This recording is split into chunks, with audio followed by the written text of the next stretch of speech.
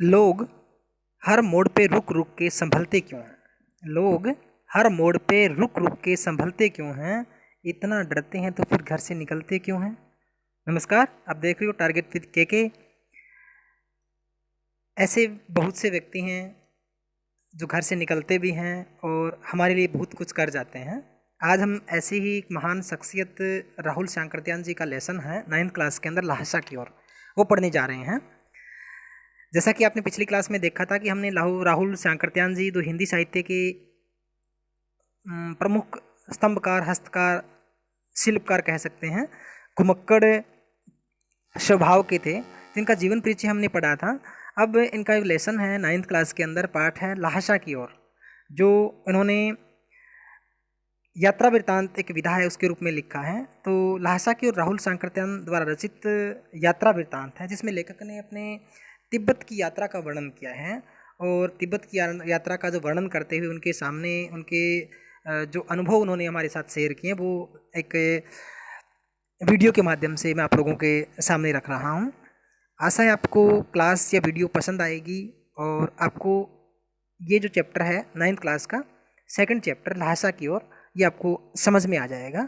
कृपया ध्यान से सुने और समझने की कोशिश करें। आइए देखते हैं यात्रा वृत्तांत राहुल शांकृत्यान द्वारा रचित लाशा की ओर। पाठ है लाशा की ओर राहुल शांकृत्यान द्वारा रचित यात्रा वृत्तांत है। यात्रा वृत्तांत एक विधा होती है, जैसे कहानी है, उपन्यास होते हैं, वैसे एक विधा होती है, यानी यात्रा के दौरान किसी कहानी का वर्णन करना या किसी कहानी का यात्रा के दौरान जो वृत्तांत होता है उसको अपने रचना के द्वारा हमारे सामने प्रस्तुत करना, वो यात्रा वृत्तांत।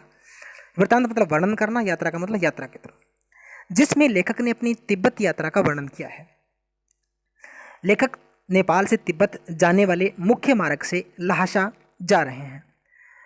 फरी कलिंगपांग मार्ग के प्रारंभ होने से पहले भारत का व्यापार नेपाल और तिब्बत से इसी मार्ग से होता था। चीनी पलटन उस मार्ग पर बनी हुई चौकियों और किलों में रहती थी। जो चीन की फौज है, अब फौजी मकान गिर गए हैं, जिन पुराने थे वो गिरा दिए गए हैं, ढह गए हैं, तथा किलों में किसानों ने अपने घर बना लिए हैं। जो पुराने दुर्ग है, किले हैं, उनमें किसानों ने अपने घर बना लिए हैं। ऐसे ही किसी किले में लेखक चाय पीने के लिए रुकता है। इन जो किला पहले पुराना फौजियों का हुआ करता था, अब किसानों ने अपना घर बना लिया है, उसी किसी किले में वो वहाँ पे लेखक का वो चाय पीने के लिए रुकता है। तिब्बत में यात्रियों को सुविधाएं भी हैं और कुछ कठिनाइयों का सामना भी करना पड़ता है। वहाँ कहता है कुछ ना कुछ उनको फ़ायदा है, मैंने सुविधा दे रखी है, अच्छी चीज़ें वहाँ पे है, और कुछ एक जीवन में उनके कठिनाइयाँ भी हैं। वहाँ पर उनको मुसीबतों का, कठिनाइयों का, कठिन जो ज़िंदगी है उनका सामना करना पड़ता है। वहाँ छुआछात, पर्दा प्रथा, जातिगत भेद आदि कुछ भी नहीं है, यानी इस प्रकार की सामाजिक प्रथाएं हैं, कुप्रथाएं हैं, वो वहाँ पे नहीं है।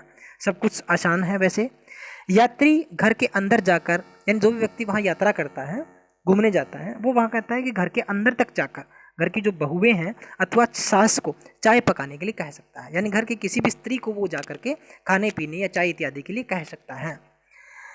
तो एक प्रकार से ये बंधन मुक्त समाज है वहाँ पे। वह चाय बनाकर मिट्टी के टोटीदार बर्तन में लाकर दे देगी, यानी किसी भी महिला को घर में जाकर आप कहोगे कि मुझे चाय चाहिए पीने के लिए, तो आपको चाय किसी टोटीदार बर्तन में ला करके आपको दे देगी, पिला देंगे। जब वे उस किले से चलने लगे तो एक व्यक्ति ने उससे राहदारी मांगी। उसने 2 चींटे उसे दे दी। राहदारी का मतलब राह कर्ज कह सकते हो एक प्रकार से, और फिर उसको रेखा का वो 2 चींटे, यानी जो उसको राहदारी एक मतलब अपने, वैसे लेखक को अपने दोस्त से कुछ वहाँ मिला हुआ था, प्राप्त एक भेंट स्वरूप थी, वो उसको वो दे देता है। उसी दिन से वे थोंगला के पहले के अंतिम गांव में पहुंच गई थी। थोंगला स्थान है, उससे पहले का जो गांव है, अंतिम गांव है, वो वहाँ पहुंच जाते हैं। यहाँ भी लेखक के साथ चल रहे बौद्ध भिक्षु सुमति भी उनका एक परिचित है, बौद्ध भिक्षु है, कोई व्यक्ति का नाम है, बौद्ध भिक्षु है उनका, ये सुमति व्यक्ति का नाम है। बौद्ध भिक्षु सुमति के जान पहचान के लोग, यानी यजमान कह सकते हो, पहचान वाले लोग कह सकते हो, कि लोग रहते थे, इसीलिए उन्हें ठहरने के लिए अच्छी जगह मिल गई थी।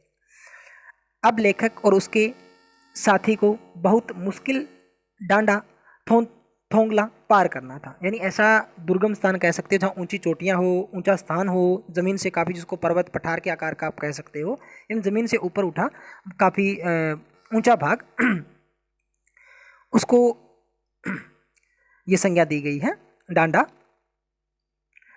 थोंगला पार करना था। तिब्बत में डांडे अत्यंत खतरनाक स्थान माने जाते हैं। यानी ऊंचे जो पर्वतीय स्थल है वो काफ़ी खतरनाक है, ऊंचाई उनकी काफ़ी ज़्यादा है, चढ़ना काफ़ी मुश्किल होता है, वहाँ पे जाना काफ़ी मुश्किल होता है। 16-17 हज़ार फीट की ऊंचाई होने के कारण उनकी दोनों तरफ दूर दूर तक कोई गांव नहीं होता है। यानी इतनी ऊंचाई पर वो स्थित है कि आसपास कोई गांव भी नहीं है। डाकुओं के लिए स्थान बड़ा सुरक्षित होता है, यानी ऐसी जगह जहाँ पे आना जाना या दूर दराज तक कोई आदमी ना हो, कोई गांव ना हो, वहाँ जो हिंसक प्रवृत्ति के व्यक्ति हैं, जो लूटमार करते हैं, उनके लिए वो स्थान काफ़ी सुरक्षित में होता है। इन निर्जन यानी जिस पे कोई व्यक्ति ना हो, बिना जन के स्थानों पर यदि किसी का खून भी कर दिया जाए तो कोई चिंता नहीं करता। यानी वहाँ पे किसी को पता ही नहीं लगता किसी व्यक्ति को मार दिया गया या लूट लिया गया है। डाकू भी पहले आदमी को मार देते हैं और उसके बाद में उसका माल लूटते हैं। यानी पहले उसको जान से मारते हैं ताकि वो किसी को बाद में सूचित न कर सके, उस पर हमला न कर सके या उनको किसी को और को बता न सके, इसलिए वो पहले उनको मार देते हैं और बाद में उनका माल है वो लूट लेते हैं। लेखक और उसका साथी ऐसे किसी व्यक्ति को देखकर जो उनको लगता है कि ये डाकू हो सकता है, तो उसको देख करके भिखमंगों की तरह उनसे दया करके एक पैसा दे दो। यानी दया याचना करते कि हमें पैसा, ताकि वो उनको मार न दे, उनको लूट न ले, पहले ही उनके सामने वो भीख मांगने लगते हैं। कहकर भीख मांगने लगते थे। वहाँ पहाड़ की ऊंची चढ़ाई देखकर लेखक ने सुमति को लंगोर तक 2 घोड़ों का प्रबंध करने के लिए कहा। चढ़ाई काफ़ी ऊंची है या ऊंचा स्थान है, वहाँ तक पैदल चलना, इतनी दूर चलना, इतनी ऊंचाई पर जाना काफ़ी मुश्किल लगता था। इसलिए उन्होंने जो अपने साथी हैं उनको 2 वो घोड़े की व्यवस्था करने के लिए कहता है कि इस पर चढ़ करके हम स्थान का भ्रमण करेंगे या ऊंचे स्थान पर जाएंगे। अगले दिन वे घोड़ों पर सवार होकर ऊपर की ओर चलने लगे। डांडे से पहले यानी जो ऊंची स्थान है वहाँ से पहले उन्होंने एक स्थान पर चाय पी और दोपहर के समय डांडे के ऊपर जा पहुँचे। उनके दक्षिण की तरफ पूर्व से पश्चिम तक हिमालय की बर्फ़ से ढकी हजारों चोटियाँ थी। यानी जहाँ भी वो उनकी नज़र जाती है पूर्व से पश्चिम तक, तो हिमालय की जो ऊंची ऊंची चोटियाँ हैं जो आसमान को छूती है, बर्फीले पहाड़ हैं, वो बिल्कुल दिखाई दे रही थी। तो दूसरी ओर हरियाली और बर्फ़ से रहित बिल्कुल नंगे पहाड़ थे, जिसमें कहीं कोई हरियाली नहीं थी, बर्फ़ भी नहीं थी, बिल्कुल नंगे सूखे पहाड़ उनको दिखाई दे रहे थे। तो एक तरफ हिमालय की चोटियाँ थी जो बिल्कुल बर्फ़ से ढकी हुई हरियाली थी, और दूसरी तरफ जो नंगे पहाड़ थे जहाँ ना बर्फ़ थी ना हरियाली थी, वो दिखाई दे रहे थे उनको। चढ़ाई कुछ कठिन थी परंतु उतराई सहज थी। ये तो हमें भी पता है, बच्चे आप लोग आसानी से समझ सकते हो इस बात को। जब हम घर की सीढ़ियाँ चढ़ते हैं, चढ़ना मुश्किल होता है, लेकिन उतरते टाइम हमें बिल्कुल जोर नहीं आता, बिल्कुल आसानी से हम उतर जाते हैं। वैसे ही पहाड़ की जो चढ़ाई है, इतना एक तो पहले ऊंचा है, दुर्गम है, वहाँ बर्फ़ है, सही रास्ता भी नहीं है, तो इतनी ऊंची चढ़ाई पर चढ़ना बिल्कुल आसान कार्य नहीं है। लेकिन उतराई कहता है उतरते समय सहजता होती, आसानी होती है, ज़्यादा मुश्किल नहीं होती। लेखक अपने घोड़ों पर घूमता हुआ गलत रास्ते पर चला गया था, यानी वो रास्ते में भटक जाता है। रास्ते में किसी से पूछकर लौट कर सही रास्ते पे आया। पहले वो गलत रास्ता सुन लेता है, लेकिन बाद में रास्ता पूछ करके सही रास्ते पर वापस आ जाता है। जब तक देर से पहुंचा तो सुमति लेखक पर गुस्सा होने लगा। लेखक ने सारा दोष अपने सुस्त घोड़े को दिया। कहता है घोड़ा ऐसा है, इसने रास्ते में टाइम लगा, बताया नहीं कि घोड़ा या मैं रास्ता भूल गया था, ऐसा कुछ नहीं बताया, लेकिन घोड़े को दोष दिया कि इसने धीमा मतलब चला था और रास्ता ज़रा काफ़ी लंबा था। सुमति शीघ्र ही शांत हो गया। लंगोर में इन्हें ठहरने के लिए अच्छा स्थान मिल गया। यहाँ के यजमानों ने उन्हें चाय, सत्तू और गर्मा गर्म थुक्का खाने को दिया। जो उनके जान पहचान के लोग हैं उनको चाय देते हैं, सत्तू देते हैं। सत्तू क्या होता है भाई? सत्तू एक प्रकार से आप कह सकते हो भुना हुआ अनाज कह सकते हो, जिसमें चावल है या गेहूँ है या चने का भुना हुआ अनाज कह सकते हो एक प्रकार से, तो वो सत्तू होता है, तो वो उनको देते हैं। गर्मा गर्म थुक्का भी उनको खाने के देता है। तो थुक्का क्या होता है? थुक्का एक प्रकार का खाद्य पदार्थ होता है जो पतले लेई के आकार का, जिसमें मांस के साथ उनको खाया जाता है। पतले बिल्कुल पतला लेई के आकार का, ये उसकी तरह होता है, वो खाद्य पदार्थ होता है थुक्का। तो वो भी उनको गर्मा गर्म देते हैं। इसके बाद वे तिंगरी के पहाड़ों से घिरे हुए टापू जैसे विशाल मैदान में पहुँच गए। वहीं एक छोटी सी पहाड़ी है जिसे तिंगरी समाधि गिरी कहते हैं। गिरी का मतलब पहाड़। यहाँ के लोगों में सुमति के अनेक यजमान थे, उनके जान पहचान वाले काफ़ी लोग थे। सुमति कपड़ों की पतली पतली चीरी हुई यानी फाड़ी हुई बत्तियों के गंडे यजमानों को बांटते हैं। तो एक प्रकार से वो गंडे मतलब एक प्रकार के तावीज़ कह सकते हो, तावीज़ें जो है वो उनको बांट देता है। तो वहाँ के जो लोगों के साथ उनकी जान पहचान भी काफ़ी है। लेखक ने सुमति को आसपास के गांव में जाने से मना कर दिया और ल्हासा पहुंचकर उसे रुपए देने की बात कही। सुमति ने स्वीकार भी कर लिया ये सब चीज़ें। दूसरे दिन वे वहां से चल पड़े। सुमति के परिचित यजमान टिंगरी में भी थे, परंतु वे शंकर विहार की ओर चलने लगे, यानी दूसरे स्थान की ओर जाने लगते हैं। वहाँ के भिक्षु नम से बहुत भद्र पुरुष थे। भद्र का मतलब समझे हुए, सुलझे हुए, अच्छे, बिल्कुल जेंटलमैन की तरह। वहाँ के मंदिर में कंजूर अर्थात बुद्ध वचन की हस्तलिखित 103 पोथियाँ थी, यानी भगवान बुद्ध की हाथ से लिखी हुई 103 पोथियाँ, ग्रंथ कह सकते हो, किताबें कह सकते हो। एक एक पोथी 15-15 शेर से कम नहीं थी, यानी एक पोथी का जो वजन है वो 15 शेर, एक शेर में 1 किलो से ज़्यादा वजन होता है, तो जो 15 शेर है वो 15 किलो से कहीं ज़्यादा उनमें वजन था एक एक पोथी के अंदर।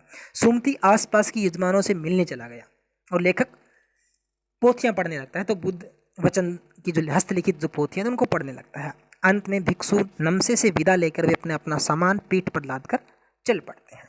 तो ये आपका जो लेसन है लहासा की ओर, आशा करता हूँ आप लोगों को समझ में आया होगा। इसकी जो कहानी है, यात्रा वृत्तांत है लहासा की ओर, राहुल सांकृत्यान द्वारा अपने जो तिब्बत यात्रा का वर्णन उन्होंने इस पाठ के माध्यम से किया है। तो ये आपका जीवन परिचय हो गया इस लेसन का, इसके साथ ही आपका जो पाठ है वो भी हो गया। अब इस पाठ में से एक और चीज़ आपको पता है आती है, जो गद्यांश है वो आते हैं पेपर के अंदर, यानी इसी पाठ से संबंधित पैरा या पैराग्राफ कह सकते हो, गद्यांश कह सकते हो, कुछ एक पंक्तियाँ कह सकते हो, वो पेपर में आती है आपके।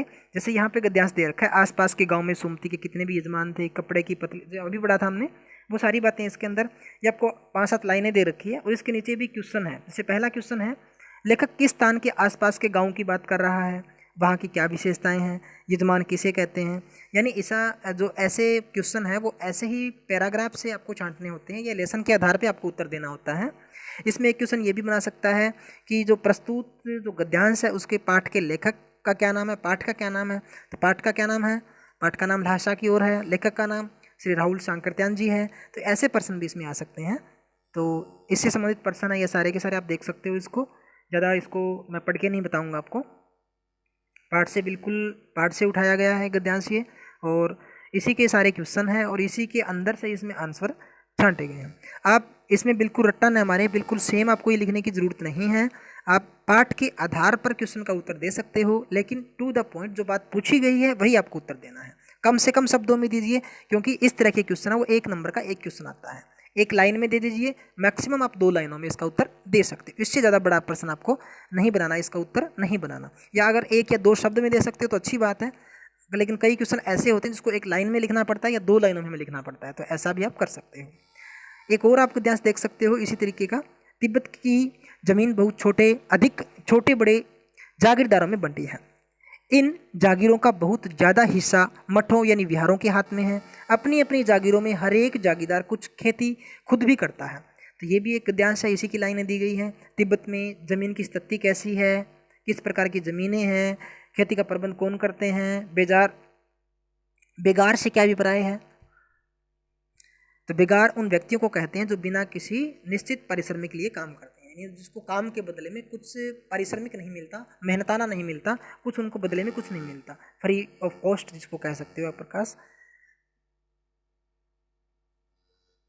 तो ये गद्यांश है, आपको बिल्कुल समझ के साथ आपको इसका उत्तर देना होता है। तो इस तरह के आप क्वेश्चन है एक पेपर में आएगा आपके और उसका आंसर आपको देना है। तो इससे अगली क्लास के अंदर हम इसलिए पाठ के अभ्यास के जो प्रश्न उत्तर है वो करेंगे। तो आपको अगर लेसन अच्छे से आप लोगों ने पढ़ लिया है तो आप जितने भी आपसे क्वेश्चन पूछे जाए इसी पाठ के आधार पर आप उत्तर दे सकते हो, आपको बिल्कुल भी समस्या नहीं आएगी। आशा करता हूँ आप लोगों को हमारी वीडियो क्लास पसंद आई होगी। बिल्कुल आराम से आपको करना है।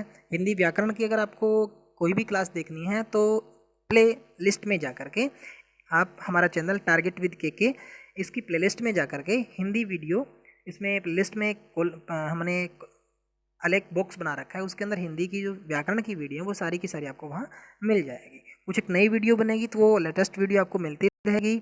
अगर आपको चैनल पसंद आया हो, क्लास पसंद आई हो, तो हमारा चैनल है वो सब्सक्राइब करें टारगेट विद के और बेल आइकन का बटन जरूर दबा दें, जिससे आपको नए नोटिफिकेशन मिलते रहे। Thank you.